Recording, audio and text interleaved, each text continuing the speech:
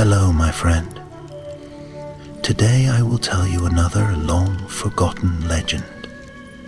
Close your eyes and let the magic transport you to Middle-earth. Our journey begins. In the beginning, before the shaping of the world as elves and men would come to know it, there was music. A great and celestial symphony, woven from the thoughts of Eru Ilúvatar, the One, whose voice sang all things into being. And from that sacred harmony arose the Ainur, holy spirits, radiant and mighty, each carrying within them a fragment of the great theme.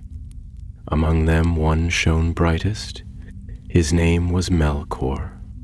Melkor was the most powerful of the Ainur, vast in wisdom and fire. He delved deeper than any into the thoughts of Ilúvatar, and in his heart stirred the first echo of dissonance. He longed not merely to sing the music, but to master it, to shape the song by his own will, and bring forth creations of his own devising. From that longing a shadow was born, quiet at first, like a trembling note out of place in a vast chorus, but in time it would swell into a great and terrible storm.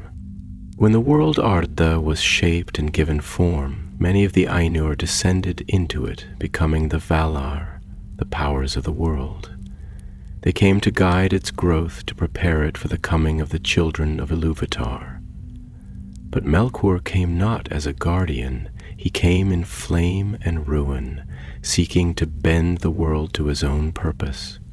Mountains rose in fury where he passed, seas boiled with wrath, and the gentle labors of his kin were undone in silence and in fire.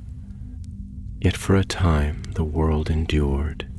The 2 trees of Valinor shone with mingled light, golden and silver, blessing the land of Aman. The Valar, though wounded by sorrow, held council in the great ring of doom, Mahanaxar, and their halls were filled with peace and light. But always in the shadows beyond the mountains, Melkor brooded. He whispered to the discontented, sowed lies among the Noldor, and from his fortress of Utumno he prepared the world for war. Then came the darkening of Valinor. In a night when the light of the 2 trees should have mingled in harmony, Melkor struck. With Ungoliant, a spider of blackest hunger, he came in silence and smothered the trees. Their light was drained, their beauty slain, and all Aman fell into shadow. The Silmarils, jewels wrought by Feanor, filled with the light of the trees, were stolen by Melkor, and with them he fled north into Middle-earth. In the wake of that crime, Feanor swore the fateful oath that would doom his house. The Noldor rebelled against the Valar, and the long exile began, their footsteps echoing through the ages in battle and grief. Melkor, whom Feanor named Morgoth, black foe of the world, cloaked Middle-earth in darkness, building fortresses and breeding horrors to serve his will. And yet, the Valar did not forget. Long years passed, measured not in seasons but in sorrows. The wars of Beleriand were fought. Elves and men rose against Morgoth, and many fell. The light of the Silmarils flickered through those ages, passing from hand to hand, always tainted by the shadow of their theft. But at last, in the War of Wrath, the Valar arose in wrath, and came with hosts unnumbered. The seas were broken, the mountains were rent, and Morgoth was cast down.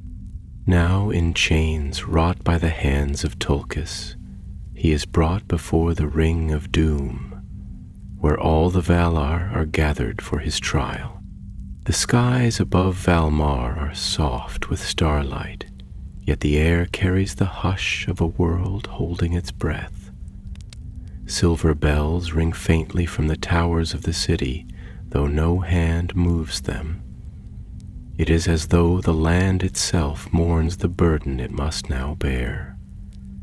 and through the wide white gates of the city the procession comes. Melkor is brought bound. Gone is the dark armor that once gleamed like obsidian beneath thunderclouds. He walks now in a simple robe, bound at the wrists with manacles of shining light, light that burns against his skin like memory. His hair, once dark as the void, falls in tangled waves over his shoulders. His eyes, deep and unfathomable, flicker not with hatred but with something else, something quieter. The hosts of the Valar await him. There stands Manwë, lord of the breath of Arda, whose eyes are like the sky at dawn and whose voice carries the stillness of the highest peaks. Beside him is Varda, queen of the stars, radiant and grave, whose gaze alone can burn away falsehood. Aule the Maker waits with arms folded, his countenance heavy with sorrow, while Yavanna the giver of fruits looks on, her green-robed form swaying like a tree in deep wind. And behind them, silent, robed in shadow, stands Namu, whom the elves call Mandos, the doomsman of the Valar. Melkor's footsteps echo across the marble floor of the Ring of Doom, each sound a memory, each breath a thread in a tapestry of what has been and what may yet be. He is placed before the thrones and all is still, and in that stillness he lifts his eyes and speaks. My lords, my kin, I have come, though bound of my own will. I do not ask pardon, I ask only to be heard. The voice is low, smooth, almost gentle, but beneath it runs a current, like deep water beneath ice. Manwë speaks not yet, nor does Mandos, whose silence weighs more than words. It is Varda who answers, You shall speak, Melkor, and you shall be heard, for the hour has come at last, when even you must be weighed upon the scales of light.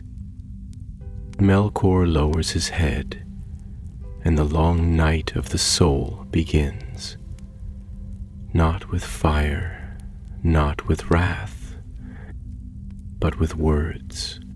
Words that drift like leaves through the chamber carrying the weight of a fallen star. A hush deeper than silence hung in the air, a stillness not born of emptiness, but of anticipation too vast and ancient to be broken by mere breath or word.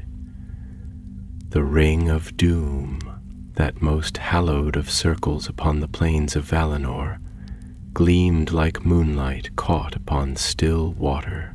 It was carved of white stone veined with silver, so pure that no shadow could stain it. Yet beneath its beauty lay a gravity that pressed upon all who entered it. It was not merely a place, it was judgment made manifest, and even the air seemed to bow before it, holding its breath as if the very winds dared not stir unbidden. Around its circumference, the Valar sat upon their thrones, elevated but not aloof, radiant but sorrowed. They were the powers of the world, the guardians of Arda, each shaped by the thought of Eru Ilúvatar, and bearing within them a fragment of his divine harmony. Their forms, though humanoid to the eye of elves and men, shimmered subtly with the essence of their being.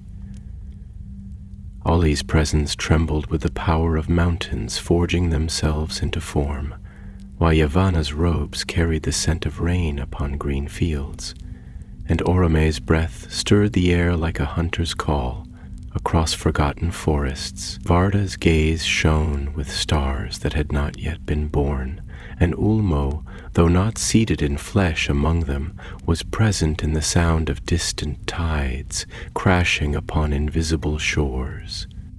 But it was upon Manwë, the elder king, that all eyes now rested.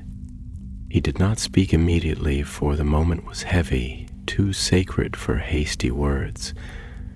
His countenance was noble, his garments the hue of the sky before sunrise, and his eyes, those great searching eyes, held a sorrow too deep to be expressed in voice or gesture. He looked upon Melkor not with the coldness of one who condemns, but with the infinite weariness of a brother who has grieved through countless ages, mourning not only the deeds that were done, but the bright promise of what could have been. At last Manwë rose, and when he spoke, his voice was like a wind stirring the peaks of the Pilori. Gentle, vast, and filled with distant thunder, Melkor, firstborn of the flame imperishable, once peerless among us in might and mind, you come before us not as you were, but as you have become, bound, diminished, and burdened by the weight of your own devising, and yet in this hour you are permitted to speak. Not because you have earned it by repentance, nor by deed, but because judgment, true judgment, requires the fullness of voice and the hearing of hearts laid bare. Melkor lifted his gaze then, and for a long moment he said nothing. His face, though noble in its outline, was marred by a weariness that no sleep could cure. There was beauty still in his form, for it had been shaped in the thought of the One, but it was a beauty hollowed by ages of malice and pride. And yet now, in this chamber of light and memory, he seemed smaller somehow, not in stature but in presence, like a great storm spent of its fury, leaving only the trembling stillness after the tempest. When he spoke, his voice was soft, not the thunderous roar that had once shaken the roots of mountains, but something quieter, almost human in its cadence. "I remember," he said slowly, his eyes drifting across the thrones, lingering on each with a weight that seemed to draw the air tighter around them. "I remember when we sang together, before all things. I remember the music not as a sound, but as a fire in the mind, a joy that was like the first breath of existence. And his words hung in the air like falling leaves, and the silence that followed was not empty, but listening. I did not begin in hatred," he continued, his brow furrowed, his voice threading through grief and defiance. "No. I began in yearning, in wonder, in that first golden dawn of thought, when we beheld the void and sought to fill it with beauty, with order, with meaning. I looked into the spaces unformed, and I dreamed of light that could be my own, shaped not by Iluvatar's hand alone, but by mine. I did not wish to destroy, I wished to create." His eyes flicked to Aule, and a flicker of something passed between them. Envy once, perhaps, now mingled with regret. "I saw how you shaped the world," Melkor said to the smith, "how your hands coaxed matter into form, how your forges burned with the delight of making, and I wanted that, but deeper, stronger. I wanted flame that did not fade, light that did not wane, a world unbound by the will of another." Ole's gaze did not falter, though his jaw clenched as though bearing the weight of memories too painful to name. He said nothing, but his silence was full of old griefs. And when Iluvatar showed us the vision of the world, Melkor whispered, his eyes distant now, as if speaking to a memory more than to the council, "I rejoiced, but I also feared, for in that world I saw my own reflection, and I saw my chains." His voice trembled, and he pressed his bound hands together, as though the act of speaking were forging something within him. Perhaps a mask, perhaps a mirror. I sought dominion, yes, but not out of cruelty. Not at first. I sought it because I believed I alone saw the full shape of the world's need. Order, control, flame to purge the chaos, to burn away weakness. For what is freedom if not the license of fools? What is compassion if it allows rot to flourish? Yavanna's eyes flashed then, green and fierce like stormlit leaves. She rose, and her voice was as the groan of trees in a gale. "You call weakness what is gentle," she said. "You call compassion rot. But it was you who blighted my forests, who turned the green hope of Ara into ash and silence. Your flame does not purify, Melkor. It devours." Melkor turned to her, and for a moment his face contorted, not in anger, but in something like anguish. "Perhaps," he said, "perhaps I mistook the strength of fire for the wisdom of light. But in a world where the weak are trampled, should not the strong rule?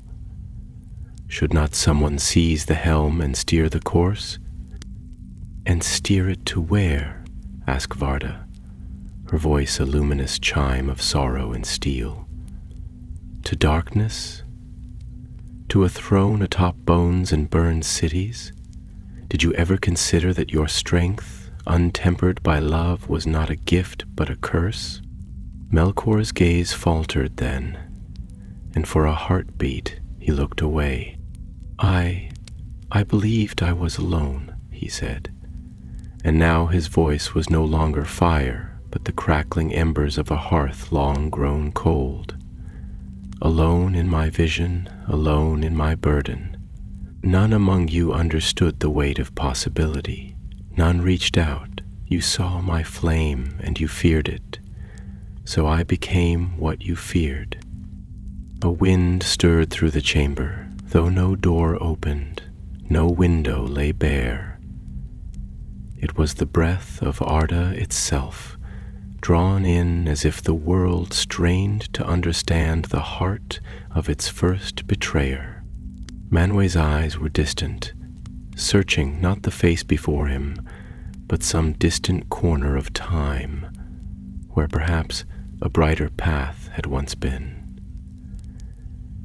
And then Mandos rose. He said nothing, but his veil was lifted, and for a moment his face, pale as moonstone and marked with tears that had never fallen, was revealed to Melkor. And Melkor trembled, for the doomsman's gaze was not wrathful nor triumphant. It was not a mask of justice or vengeance. It was grief, the kind of grief that knew no ending, the kind of grief reserved for a brother long lost, whose return now was only ever in dreams. The ring of doom, so still and unmoving, had begun to change, not in shape, not in light, but in presence. It was as though the chamber itself, this sacred hollow carved from the bedrock of time, had taken breath and memory into itself. The very air trembled with emotion too vast for language, as though the stone beneath their feet remembered all the pain it had witnessed across the ages, and now weighed the present moment in the scale of history's sorrow. Above them, the firmament of Valinor had grown hushed. The two trees were no more, but even their lingering memory in the fabric of the sky, golden streaks of Laurelin, silvery whispers of Telperion, seemed to dim, veiling themselves in grief. This was not a place of wrath, though the wounds of war still bled unseen.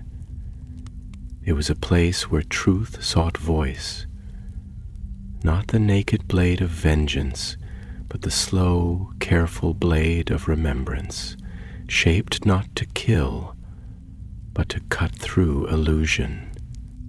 Melkor, still bound in chains of living light, lowered his gaze from the face of Mandos. There was something unbearable in that look, something deeper than condemnation, something that called forth memories he had buried beneath millennia of fire and defiance. It was not judgment that undid him, but understanding, an understanding that grieved not for what he had done, but for what he had chosen not to become. He shifted, the movement small but filled with weight, as though every inch of motion required the lifting of ancient burdens. The chains did not clink, they glowed softly, their brilliance neither cruel nor vindictive but steady, as if the light itself was unwilling to cause harm, only to bear witness. A hush followed him still, not imposed by threat, but cultivated by the raw intensity of the moment.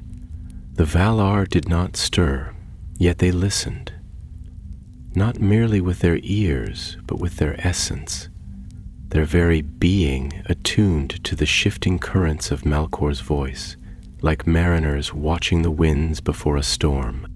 "I see now," Melkor said at last, and his words fell like autumn leaves, delicate, layered and brittle with remorse, though not yet broken. "I see what I could not see in the music. I see that in my longing to create, I mistook possession for love. I believed that beauty was meant to be held, to be shaped according to the will of the strong, as a smith bends gold to his desire. But I was wrong. I see now that true beauty is not crafted by dominion, but revealed in surrender, in allowing a thing to be what it is meant to be, not what I wish it to become." He paused, and the chamber responded, not with words, but with a deepening of quiet.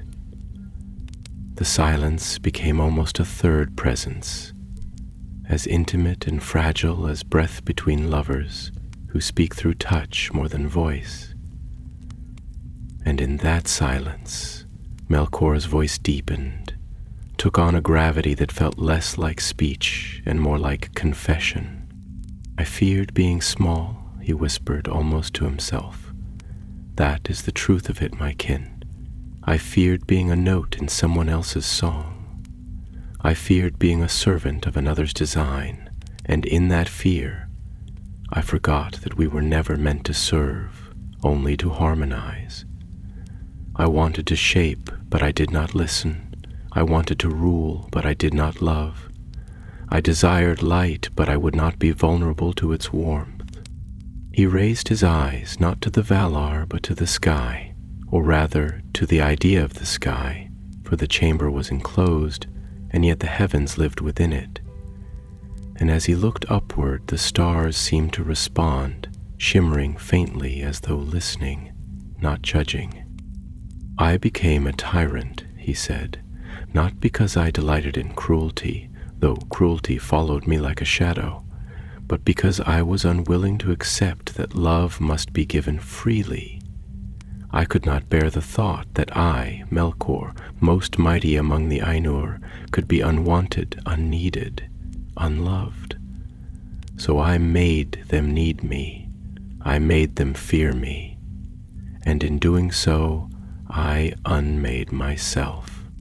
For a long while no one moved. No word was spoken. Even the trees that grew beyond the ring, great willows and golden malorns whose roots drank from the hidden springs of a man, stood utterly still, their branches frozen mid-sway, as though nature itself dared not interrupt this reckoning. It was Nienna who spoke next, her voice a river of tears made song. She did not sit among the thrones, but stood apart, robed in gray and silver, her hands folded like leaves after a storm. Her eyes were soft, and within them shimmered oceans of grief so profound that they blurred the boundaries of past and future. "You speak of longing," she said gently, "and of fear. And yet, Melkor, do you understand the pain you have left in your wake? Do you know what it is to carry the ruin of others within your breath? The elves of Doriath, who watched their children fall in fire, the men of Hithlam, who buried their hope beneath the ash of your torment, the trees that no longer sing, the stars that hide their faces from your shadow." Her voice did not accuse, it mourned. She stepped forward, and the hem of her robe trailed behind her like a stream of mist. "You wish to shape the world," she said, "but shaping is not mastering. It is listening. It is surrender. It is becoming a steward of the song, not its conductor." Melkor bowed his head. His hands trembled slightly, as if the truth he was hearing had been burning at the edge of his thoughts for centuries, waiting only for a word to give it shape. "I do not ask forgiveness," he said quietly, "for I do not believe I yet deserve it. But I ask understanding.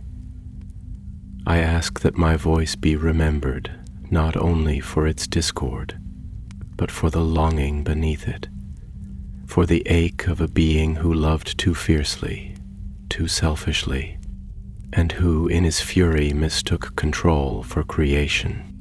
And now it was Manwë who rose once more, the light of the upper airs clinging to his robe like the veil of dawn. "We have heard you, Melkor," he said, and his voice was neither warm nor cold, but balanced between wind and stone, and in your words we perceive not only shadow, but a flicker of what might have been, a flame still buried beneath ruin. But the question is not only what you see, but whether you would change if the power to do so were yours again. Would you repent because you must, or because you are different? Would you rebuild what you have destroyed, not with fire and will, but with tenderness and humility? Melkor lifted his gaze slowly, and his eyes met Manwë's with an openness rare and raw. "I do not know," he said, "for I am still learning what it means to feel sorrow, not as a wound to be hidden, but as a truth to be carried. But if I could walk among the broken places, if I could plant even one seed where once I sowed salt, then perhaps I would know myself anew." Manwë nodded once, and the light in the chamber grew softer, as if the very walls had exhaled. And far above them, beyond the borders of the sky, the music of the Ainur, long silenced in the ears of the world, stirred faintly, like a harp touched by wind in a forgotten room.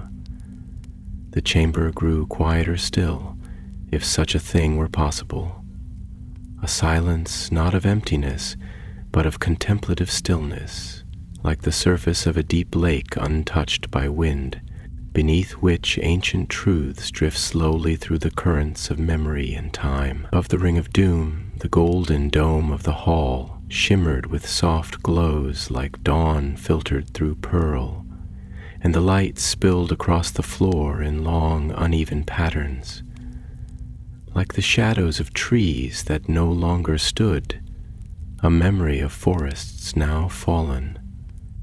The stone itself, white and veined with threads of firelight, held the temperature of distant sunlight, the kind felt in early spring when winter's breath still lingers but does not bite. The walls, if they could be called such, for the space was open as the world itself, held the echo of ages. Not echoes in sound, but in presence, in the way the very air remembered all who had ever stood there. Voices long fallen to dust, faces once radiant with defiance or hope or despair. This was a place not just of judgment, but of soul weighing, where what one said was not only heard but seen, felt, and inscribed upon the deeper memory of Arda.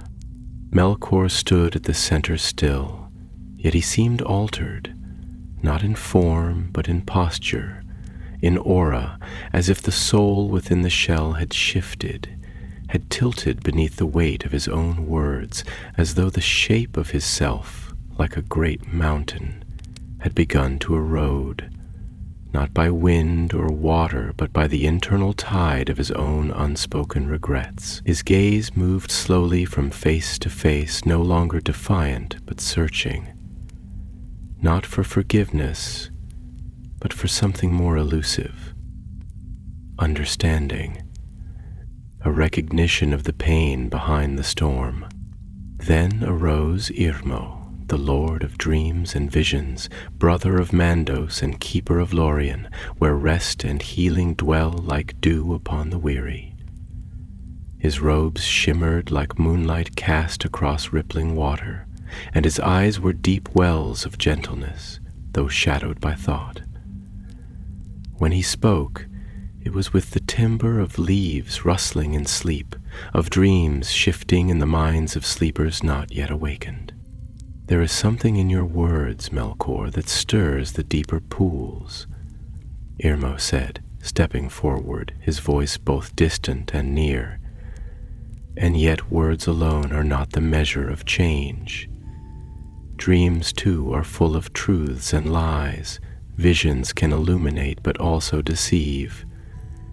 You speak now of remorse, of understanding too long delayed, and yet I wonder, in the quiet spaces of your mind, do you regret what you have done, or only that you were defeated? Melkor did not answer immediately. Instead, he turned slightly, his eyes falling to the earth beneath his feet, as if he listened, not to Irmo, but to something deeper, something beneath sound. When he raised his head, his voice was slower than before, and each word came as though pulled from the deep well of his being. I have thought of that, he said, and I cannot pretend the answer is simple. In the first days of my defeat, when the towers of Angband crumbled beneath the wrath of the hosts of Valinor, I did grieve only for the loss of power, for the silencing of the voice I had forged into a storm. I burned not with repentance but with rage, with the bitter fire of a mind undone. But time, even for one such as I, is a slow teacher. In the silence of the void, when there were no armies to command, no fires to kindle, no voices to flatter or defy me, I listened to the absence, to the long, echoing hollowness that once I called dominion, and I began to wonder if power without love is not merely tyranny, but ruin. He looked toward Irmo, and there was weariness in his gaze that seemed to age the very air around him. I do not claim to be healed, Melkor continued, for healing is not a sudden flame, but a slow thaw, a melting of frost that has clung too long to the soul. But I have begun to see the fractures in myself, not only as failings, but as truths. And if that is not yet redemption, it may at least be the beginning of wisdom. Irmo inclined his head slightly, though his expression did not change, as if he were watching the forming of a dream whose ending remained uncertain. But now, from the far end of the circle, Tolkis arose, his figure towering like a golden pillar of fire-forged strength. His was a spirit of joy and righteous wrath, the champion who had wrestled Melkor in ages past and bound him in chains forged by the will of the Valar. Yet even now his face was not merely stern, it was troubled, as though war and valor, which once sang bright and simple in his veins, had grown more shadowed with reflection.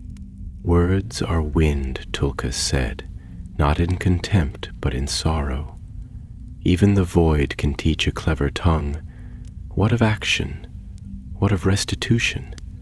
You speak of sorrow, but how shall we weigh it against the death of the two trees, the ruin of the Silmarils, the fall of Gondolin, the tears of Luthien, the grief of Finrod? How shall remorse be measured when the earth itself still groans beneath your tread? Melkor turned to him, and his voice, when it came, was low, like thunder rolling across distant hills, too far to frighten, but near enough to make the soul shiver. I do not ask that my sorrow be weighed against the grief of others, he said, and his breath trembled with a strange humility, for it would fail. I do not claim that my regret can restore what was lost, nor would I dare say that 1,000 tears could rebalance the scale of one child slain beneath my shadow. But if the purpose of judgment is to punish, then let the blade fall. If it is to understand, then let my heart be opened and read like a book whose pages are torn but not yet consumed by flame. For there is still a chapter unwritten, and I would not have it end in silence. Tulkas did not reply, but stood very still, his massive hands clenched not in rage but in thought. It was as though he had never before heard such a tone from Melkor's lips, and it stirred something within him. Not forgiveness, but an ache for clarity in a world where once everything had seemed clear. And at last Ver the Weaver spoke, she who weaves the history of the world into tapestries that line the halls of Mandos, whose loom remembers every tear and every breath. Her voice was soft but vast, like the rustle of endless thread, like the voice of time itself recalling itself into being. Words are threads, she said, but they do not alone make a tapestry. I have woven your name, Melkor, into the cloth of the world. I have traced the patterns of your pride, your flame, your ruin. And yet I have also left a space, small, slender, a gap in the weave where perhaps a different thread may yet pass. Whether it shall be golden or ash is not for me to choose, but I see that the pattern is not yet closed. And then, for the first time, Melkor wept. Not the weeping of a vanquished tyrant, not the sob of a soul defeated, but the deep soul-waking grief of a being who at last saw the full breadth of his fall, not as loss of power, but as the murder of his own brightness. His tears fell upon the stones of the Ring of Doom, and where they touched, the light did not recoil. It waited, as did they all. The tears that fell from Melkor's eyes were not loud, not dramatic or showy. They slid silently down his face, like rain that had forgotten how to roar, falling instead in quiet confession. Each drop struck the sacred stones of Mahexar like notes in an unseen melody, and where they landed, the light wavered, not recoiling, not dimming, but shimmering slightly, as if the ancient stone itself was unsure how to respond, for it had borne the weight of doom for countless ages, had felt the judgments of the Valar thunder through it like drums of finality. But never before had it borne the grief of the one who stood beneath judgment, stripped not only of might, but of pretense. And above, in that vast, domed firmament where no stars shone, but the echo of Telparion's silver still hung like breath in crystal, the air trembled ever so slightly. It was not wind that moved, for no wind crossed the bounds of Valinor's sanctity. It was the subtle shift of time itself, the slow turning of the music, like a harp string long silent beginning ever so faintly to... Melkor did not lift his face, but his shoulders shook once, as though even the act of releasing sorrow was foreign to him, as though his being, long armored in flame and force, did not remember how to yield. And when he did finally raise his eyes, they were different. not wholly changed, for the shadow that had once consumed him still lingered, but thinned now, as mist begins to dissolve in the morning when touched by first light. It was Ulmo who spoke next, though none had seen him enter, for the Lord of Waters needed no gate. His voice came from beneath and beyond, carried in the hush that preceded rain, in the deep thrum of waves crashing against the forgotten edges of the world. The air around the Ring of Doom grew suddenly cool, filled with the scent of distant oceans, of rivers that wandered through starlit lands, of tears shed by the earth when none were there to see. His presence was a memory of water, a hymn from the beginning of the world. And when he spoke, his words rippled through every heart like a tide returning to a shore long untouched. "There is sorrow in you, Melkor," Ulmo said, his voice a blend of thunder and lullaby. "But sorrow is not enough. Even the ocean, vast as it is, does not cleanse what it does not touch. You speak of longing, of fear, of power misplaced, but tell me this. Have you truly listened to the silence? Not the silence of your own isolation, but the silence of those whom you silenced? Have you let their absence enter you as water fills a hollow shell?" Melkor did not speak at once. He closed his eyes, and when he opened them again, the storm within was quieter, though not stilled.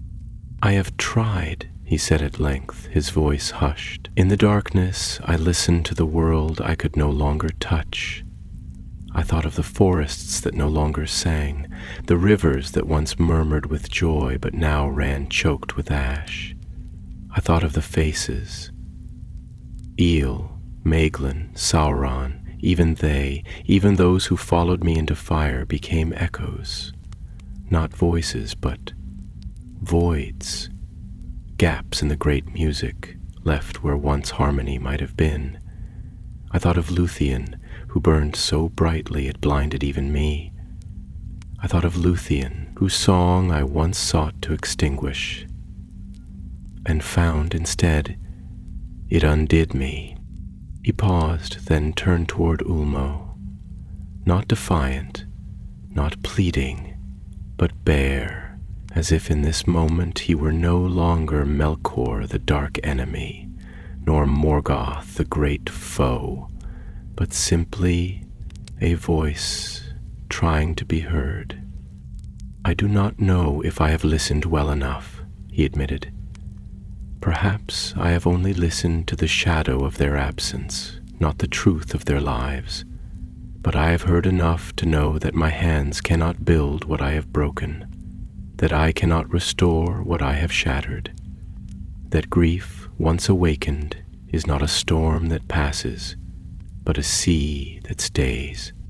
Ulmo was silent for a time, and the chamber breathed around them, the light shifting slightly, dappling the floor like sunlight through water.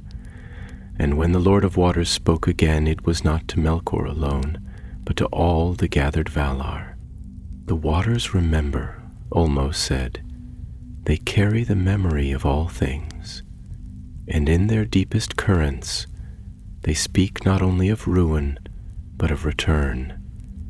Even poisoned rivers can be cleansed, if the source turns pure." Then came Aule the Maker, whose hands had shaped the bones of the world, whose spirit was the strength of stone and fire, and whose heart bore a sadness that had once echoed through the halls of Valinor when his own creation, the dwarves, had nearly defied the will of Ilúvatar himself. He had once admired Melkor, long ago in the first days when fire was not yet flame, and ambition was still clothed in wonder. "A mountain may crumble," Aule said, "but even broken rock remembers its form. You, Melkor, were once the mightiest among us. You bore within you a brilliance that, had it been tempered by humility, might have been the crown of Arda. But you chose isolation over harmony. will over love, fire over light. His voice deepened like the cracking of deep stone beneath weight too long borne. You speak of fear, of being small, but even the smallest thing, when true to itself, shines. The stars are not mighty in size, but their light endures. I ask you, can you become small?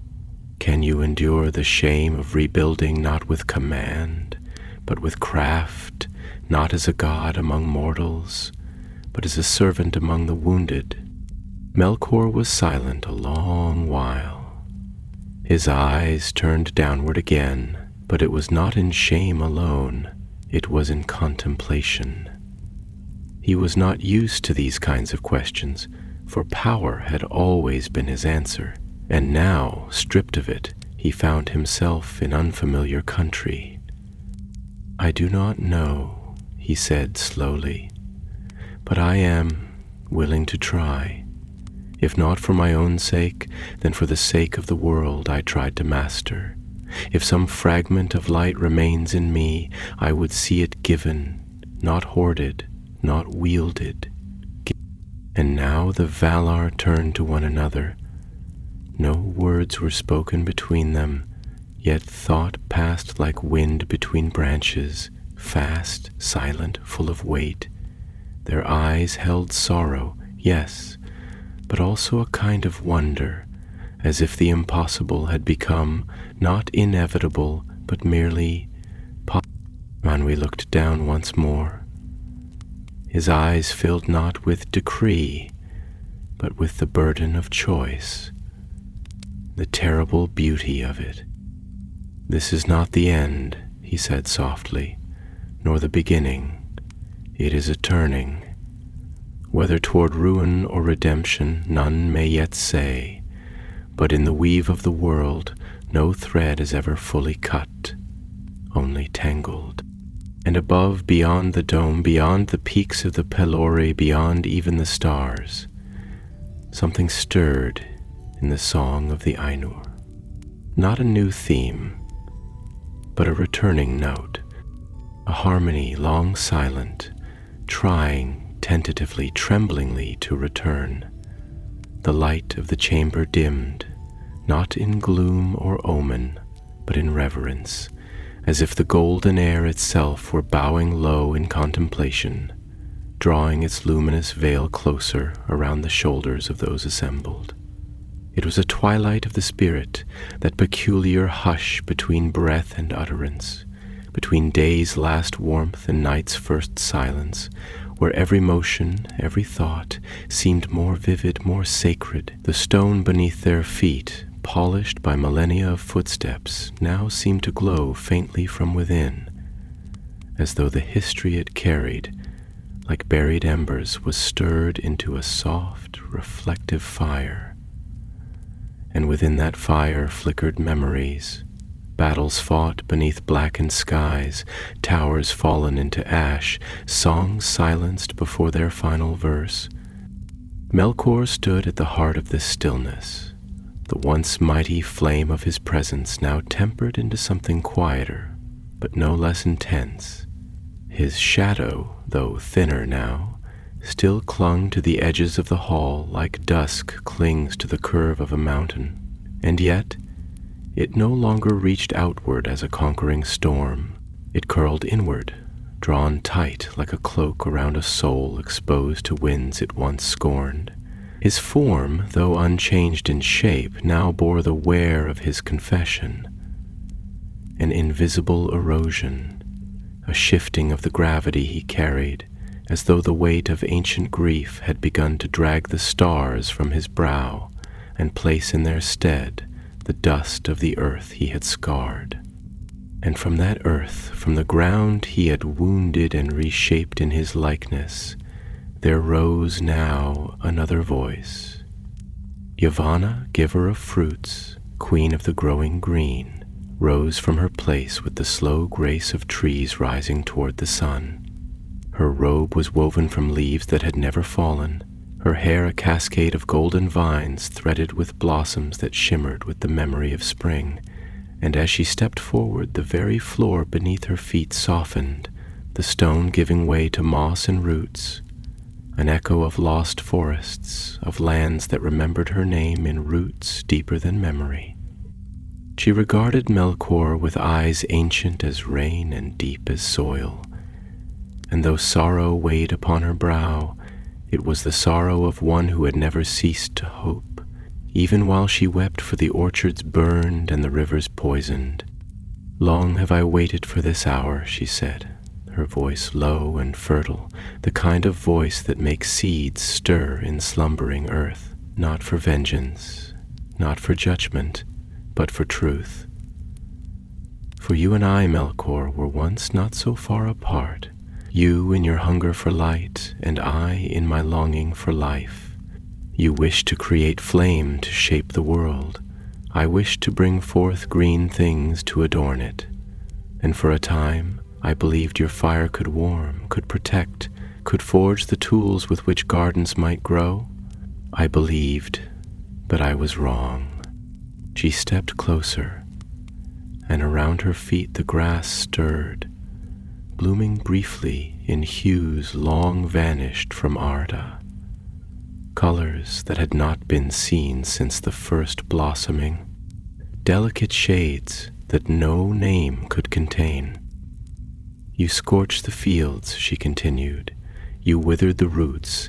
You drowned the saplings in blackness, not for ignorance, but for pride.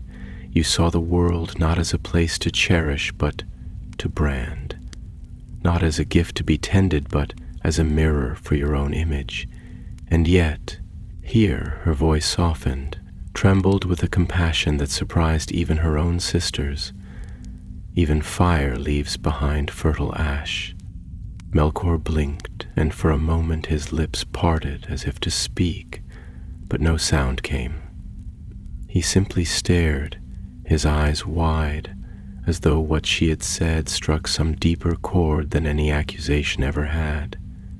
He looked down at his hands bound still in light, and flexed his fingers slightly, as if he could feel, even through the pain, the memory of soil once untouched by hate. "You do not speak of wrath," he said finally, his voice rough, slow, as though pulled from somewhere deep within. "You do not demand punishment, though none would deny your right to it. Why?" Yavanna's smile was not soft. It was sharp, though not unkind. It was the smile of growing things, of vines that crack stone, of flowers that bloom even in the shadow of a battlefield. "'Cause wrath does not restore what was lost," she answered. "It may cauterize the wound, but it does not make the limb whole again. And you, Melkor, you were a limb of this world once, a vital one, diseased, yes, twisted by your own doing, but perhaps not beyond regrowth. And if you have truly begun to listen, if you have truly begun to feel the sorrow of the world as your own, then perhaps someday you may learn again how to tend rather than take." Melkor looked at her for a long time. His face, once a mask of celestial arrogance, now bore the wear of countless defeats, some inflicted by others, but most by himself. He did not speak, but something in him shifted.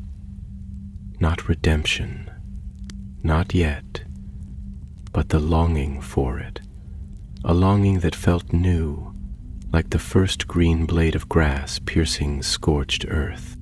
Then, from the circle of thrones, Vana rose. Sister of Yavanna, ever young, ever radiant, the freshness of dawn made manifest. Her gown shimmered with dew, and birds unseen began to sing, not in joy, but in quiet witness, as though they too had heard the music tremble anew. "I was born into light," Vanna said softly. and into dance and laughter and the fragrance of new blossoms. But even I have felt your shadow, Melkor.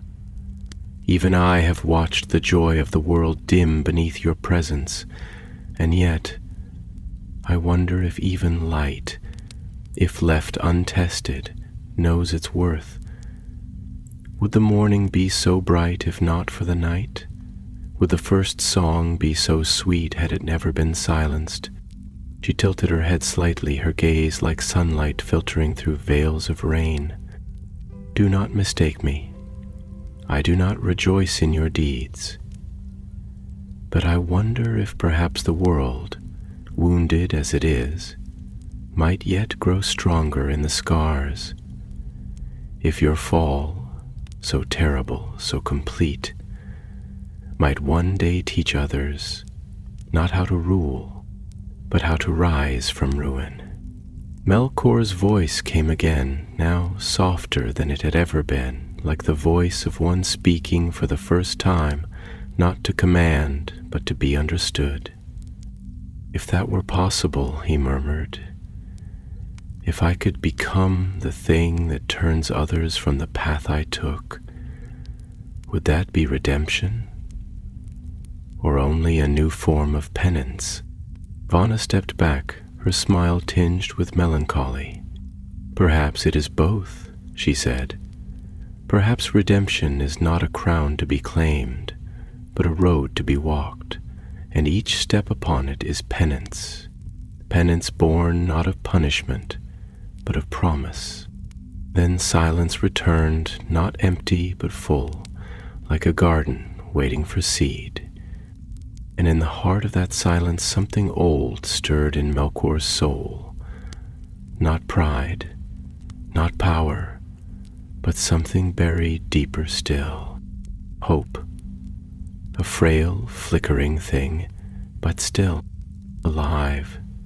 The silence that now dwelled within the ring of doom was no longer simply a pause between speeches. It had become a kind of sacred hush, the gentle, knowing stillness that follows a deep breath taken before the final verse of a song is sung. It was a silence filled not with expectation, but with presence. A stillness that listened, that witnessed, that held the threads of all that had been spoken and weighed them not only in reason, but in memory. The air itself, which had once shimmered with solemnity and the echo of celestial judgment, now seemed softer, thicker, as if drawn into the folds of some great unfinished tapestry. And in that charged stillness, time itself seemed to slow, not as a gesture of hesitation, but as reverence. For here, in the very heart of Valinor, beneath the vaulted glow of unfallen light and the long shadows of eternity, something rare and perilous was taking shape. Not a verdict, not yet, but the glimmering possibility of change. Melkor stood within that sacred sphere, changed yet not unrecognizable. He was no longer the proud and burning lord whose voice had once sought to rewrite the music of the Ainur by sheer force of will, whose presence had scalded the air and driven darkness like a wedge into the world's soul. Now he stood as one who had glimpsed the ruins of his own dominion, and found them not triumphs, but tombs. And yet, even in this diminished state, his figure still bore a kind of grandeur. Not the grandeur of glory, but that of sorrow made dignified by its own admission. He had not sought pity, nor had he fallen to self-abasement. What now clung to him was something far more fragile and profound, a kind of humility that still did not fully know itself, like a child taking its first steps into unfamiliar light. The air moved again, gently, subtly, and into that motion came the voice of Este. She was not one of thunder or proclamation, for she was the lady of rest and healing, and her power was quiet, like the hush that follows weeping, like the hand that brushes a fevered brow in the long hours before dawn. She wore robes of muted gray and white, and her presence was like cool stone beside still water. As she stepped into the circle, the very air grew calmer, softer, more resonant with the idea of balm, of stillness, of spaces where pain could finally set down its burden. "Melkor," she said, her voice like a whispered lullaby woven through the branches of long-forgotten groves. "You have spoken of sorrow, and others have spoken in turn, but I ask now, not what you regret, nor what you hope to restore. I ask you what you remember." She came closer, not with judgment, but with patience. "Tell me not of deeds or consequences, but of moments. Tell me of when you first faltered, not with wrath, but with doubt. When did the harmony begin to feel like a cage? When did the warmth of your kin begin to feel like suffocation?" Melkor blinked, and for a moment the long-forgotten flicker of confusion passed over his face. As if this question was more piercing than all the others, not because it condemned, but because it reached beneath the armor of narrative, of justification, to the soft marrow of his becoming. He began, then faltered, and for a long while said nothing. Then he spoke, slowly, carefully, drawing each word like a breath taken in unfamiliar air. "There was a time," he said at last, "before the world was shaped, before the music began to deepen into form. I remember, wandering alone in the halls of Iluvatar's thought. We were not yet named, but we knew each other. And I felt them all around me, bright and full of song, and I loved them, I did. But there was a longing in me, an ache. I wanted to understand what lay beyond the light. I wanted to explore the edges of creation, the places where the flame had not yet touched." He paused, his eyes distant. "And when I spoke of these places, of the voids and silences, they listened. But they did not understand. They thought I was lost in gloom, that I needed to be reminded of joy. And perhaps I did, but their joy felt separate, like a room whose door had been shut." His voice, now lower, quavered slightly, not from fear, but from remembrance. "So I went farther," he whispered. "I followed the silence, deeper and deeper, until I could no longer hear the music. I thought, if I could bring back something from that darkness, if I could light a fire where there was none, then perhaps they would see me, not as one apart, but as one who added to the harmony by finding its limits." A soft murmur passed through the gathered Valar, not of words, but of emotion. It was as if a great truth, long hidden beneath layers of defiance and tragedy, had finally surfaced, not as excuse, but as revelation. The root of Melkor's fall was not cruelty, not first, though cruelty had come, but loneliness, misunderstood and misexpressed, a solitude that had reached too far into the dark and mistaken silence for strength. Esti nodded once, slowly, her eyes full of quiet ache. "Then your wound," she said gently, "is older than your crimes, and perhaps it may be older than your guilt." She stepped back, and a breeze stirred across the chamber, bringing with it the faint scent of something impossible, something that had not been smelled in Valinor since the time of the trees. It was the scent of beginnings, of things growing for the first time, of light remembered not as command but as gift.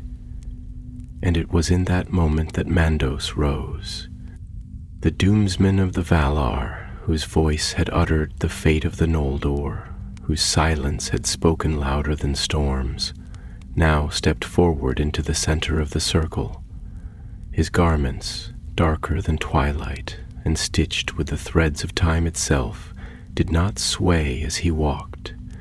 His face, ever veiled save in moments of final reckoning, was once more revealed, and upon it lay not wrath nor triumph, but the cold, weary expression of one who has borne too many names into shadow. When he spoke, his voice was not a voice of thunder. It was the voice of inevitability, of time's slow river carving valleys into stone. "I have seen all things," Mandos said, "or near enough. I have watched the ends of ages, the fall of towers, the breaking of oaths, and the quiet fading of songs. None now sing. And I have seen you, Melkor, at your height, at your fall, and in your exile." He paused, and the silence before him deepened, as if the stones themselves leaned in to hear. "You ask for no pardon. You speak of sorrow not as shield but as wound. And yet still, the choice is not ours alone." Melkor looked up, startled. "Then whose?" he asked, voice trembling, though not with fear. Mandos turned his gaze skyward. "It is his," he said. "It is Ilúvatar's, for only he may see the whole music." A hush swept the chamber, not in fear, but in awe, and in the highest reaches of the air, where no voice had been heard since the world's first shaping, there stirred a stillness so profound that all else seemed to fall away, and into that silence something unseen began to listen. It was then, in the absolute quiet that followed Mandos' words, a silence that was not merely the absence of sound, but the deep, holding breath of the cosmos itself, that the very air of the Ring of Doom seemed to change, not violently, not suddenly, but with the slow, awe-filled reverence of dawn slipping its golden fingers over the edge of night. The light, which had long pooled in sacred stillness above the marble circle, now gathered itself as though remembering something older than time. It curved inward, descending in subtle spirals, like snowflakes falling in the absence of wind, or like petals drifting from a tree not touched by hand but by thought. A hush fell not just over the Valar, but over the land itself, as if the mountains of Aman, the forests, the rivers, even the slumbering halls of elves and Maya were listening, waiting, holding their breath as the rhythm of the world shifted into a key not played since before the world was born. Melkor lifted his face toward that descending light, and though his posture remained bowed, there was something in his eyes that had not been seen in them for ages, a kind of trembling recognition, like a shadow remembering the shape of the flame that once cast it. For though no voice sounded in that moment, and no shape appeared, he knew, not in form, for he was beyond form, and not in wrath, for he was not bound by vengeance, but in being, in will, in essence, in song. And though no word was spoken, the music, the first and final harmony of existence, stirred again, faintly, invisibly, yet undeniably, like a theme reintroduced after long silence. And in that moment, Melkor spoke, not to the Valar, not even to the chamber, but to the presence he could not see, but could feel woven into every breath, every stone, every glimmer of light. "I do not ask to return to glory," he said, his voice soft but clear, trembling not from fear, but from nakedness. Nor do I ask for absolution, for I see now that forgiveness is not a door opened from without, but a path walked from within, and my feet have only just touched its edge. I do not even ask to be healed, for healing, like harmony, must be chosen again and again, not received like a gift, but cultivated like a garden. What I ask is only this, that I might be allowed to continue, not as Lord, not as architect of dominion, but as a servant, as one who seeks not to command the music, but to finally listen to it. He paused, then lowered his gaze again, not in shame, but in reverence. If I must be forgotten, let it be so. If I must walk in shadows forever, let them be shadows that cool the roots of new trees, not burn them. If I am to dwell at the margins of the world I sought to master, let me do so in silence, tending what life may yet grow in my wake. I ask not to be restored, I ask to begin. There was no immediate reply, but something shifted in the air.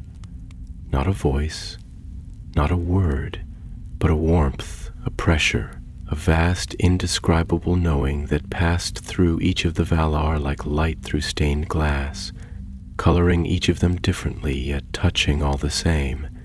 And in that stillness, each power felt themselves seen, not in judgment, but in love. In that moment, every choice, every sorrow, every failure, and every triumph was gathered up into something greater than comprehension. And it did not erase, it embraced, it did not condone, it transformed.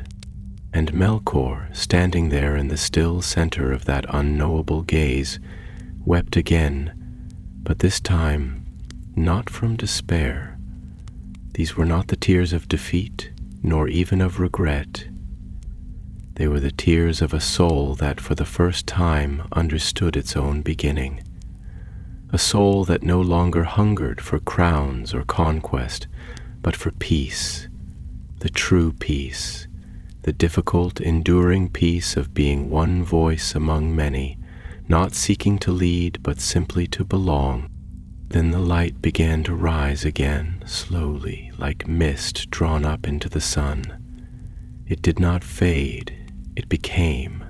It did not leave, it expanded, filling the hall until it was not around them, but within them. The stars sang then, though none but the Valar heard it, and the song was not new. It was the forgotten note, the subtle harmony that had been written into the music at the very first and lost in Melkor's fall.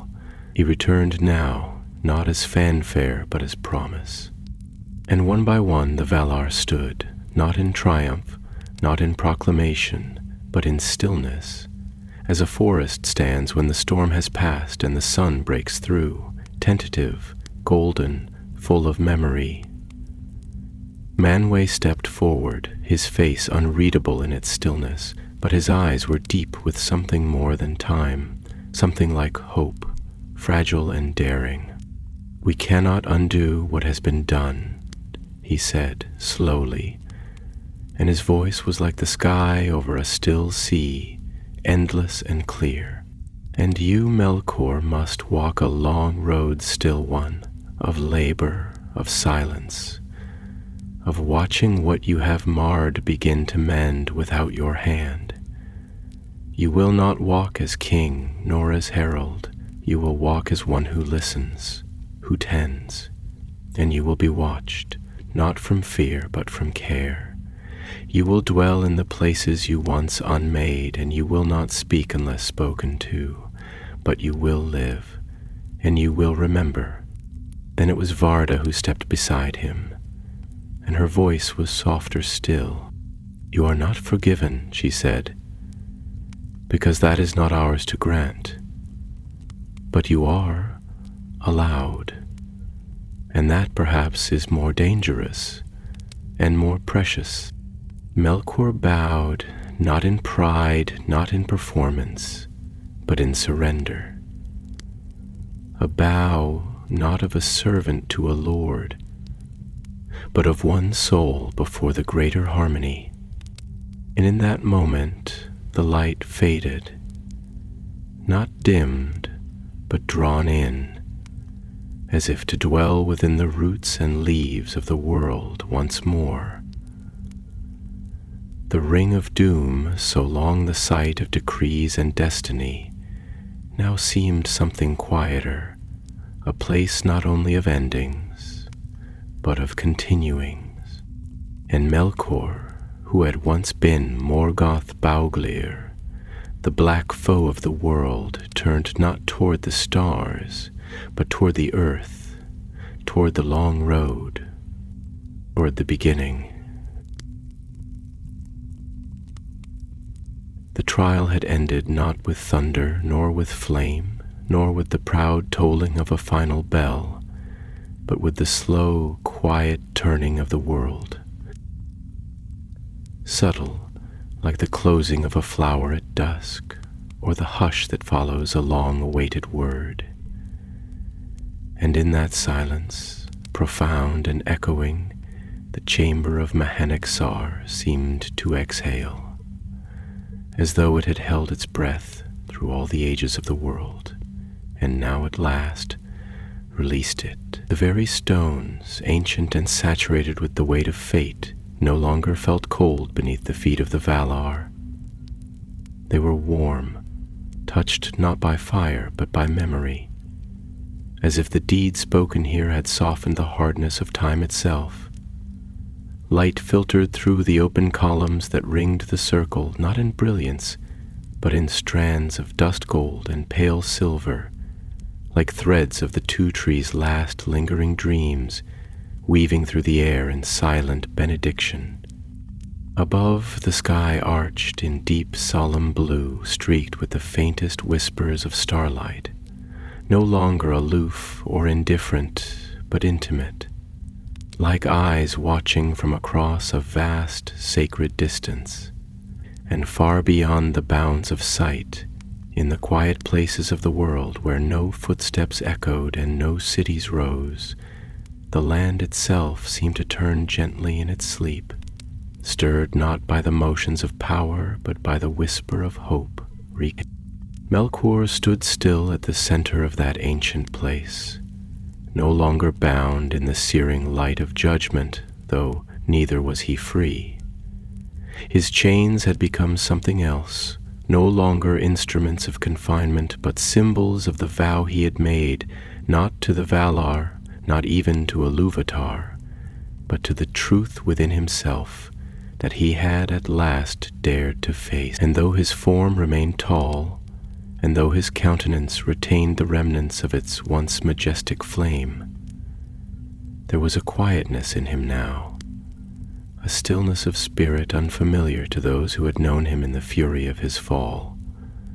He looked not upward nor outward, but inward, toward the path that lay ahead, not marked in stars or prophecy, but written softly in the soil. Manwë approached him then, his steps soundless upon the marble, his face unreadable but not unfeeling. Behind him came Varda, her eyes bright not with triumph, but with the piercing, infinite sadness of the one who lights the stars and watches them fade. They stood before Melkor, and for a long moment there was no speech between them. Only breath, only presence, only the quiet recognition that something vast had shifted, something that no decree could reverse and no silence could deny. At last Manwë spoke, not as king, not as judge, but as a brother who had once sung beside him in the halls of the One. "You will walk the lands you wounded," he said, his voice low, full of the sky's great weariness. "Not as a conqueror returned, nor even as a prisoner spared, but as a steward of sorrow. You will go where life is still broken, where light struggles to rise, where the soil remembers your touch and trembles. You will go not to command, but to learn, not to shape, but to serve, He paused, and his gaze softened, though it did not falter. And you will not be alone. You will be watched. By us, yes, but more so by those whom you once dismissed. The birds, the roots, the rivers, the wind, they will know you, and they will decide if you are worthy to stay. Melkor inclined his head slowly, and when he replied, his voice was stripped of grandeur, stripped even of its former eloquence. It was the voice of a man walking beneath the stars alone, speaking not to impress, but simply to speak. "Then I will listen," he said, "even when no voices speak. I will listen to the leaves, to the earth, to the breath between all things, and I will ask nothing but the chance to understand what I once unmade." Yavanna stepped forward now, placing in his hand a single seed. Small, simple, not glowing, not enchanted, just a seed as any tree might bear. Yet to those who understood it was more precious than any Silmaril, for it was a beginning, offered not in reward but in trust, a trust not yet earned but offered still. "You will plant this," she said, "where you feel most sorrow. You will tend it, and it may not grow, but if it does, then so might you." And Melkor held the seed as though it were a flame. The Valar parted then, not with fanfare, not with procession. They did not sing, nor did they speak blessings. They simply turned, slowly, quietly, and returned to their places upon the circle, each of them marked now by what had passed, not made lesser, but made fuller, as stone is deepened by the running of a river through it. And Melkor left the Ring of Doom alone. He walked down the long white stairs of Valmar, past the silent bells and the watching sentinels, through the golden gates that once would have shut against him. He walked into the fields of Aman, now quiet with the hum of bees and the rustling of tall grasses kissed by light. No herald announced him, no shadow followed him, only his steps, slow and heavy, yet deliberate, like the first steps of a man who does not yet know the path, but walks anyway, because something within him yearns not to reach a destination, but to be changed by the journey. He walked across the lands he had forsaken. He walked through forests that once trembled at his name. He walked beside rivers that had sung his fall. And he listened. He listened to the earth, to the breeze, to the distant birds. He listened to the silence of the things that once feared him, and he did not speak. He simply listened. And in time, somewhere far away from all thrones and all eyes, beneath a sky unsung by any choir, he found a place, quiet, ruined, but still breathing. And he knelt, and he planted the seed. No light flared, no stars fell, no songs arose, but beneath the earth something stirred, and above it Melkor waited. He waited in silence. He waited in sorrow. He waited in hope. And the world turned on, softly, gently, forward.